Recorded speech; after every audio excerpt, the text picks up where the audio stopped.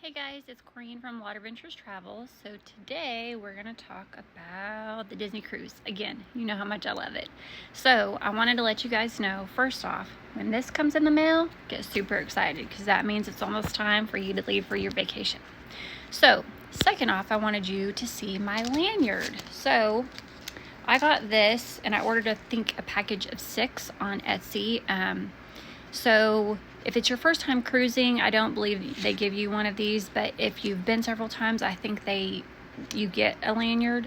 But let me just show you what I have. So I also got this off of Etsy. I don't know if you can see, it's got a little magnet on the back. So on certain Disney cruises, the Dream and I believe the Fantasy, you have to have a card to put in there to keep your lights on. So a lot of times people will put their room card in there, and you put your ID in here so that when you get on and off the ship, you always have your ID with you and your room card. And then this just gets stuck right by your door. It's magnetized right there by your door. That way, when you come in, the kids or whoever, because everybody's running in and out, you can turn the lights on. If you forget and leave it in when they come in to clean your room, they'll just take it off and stick it right there on the back side of the door for you. Anyway, we got these as a gift for our, you probably can't read, it's probably backwards, but they were kind of a gift for our couple little friends that we had come with us on our wedding cruise.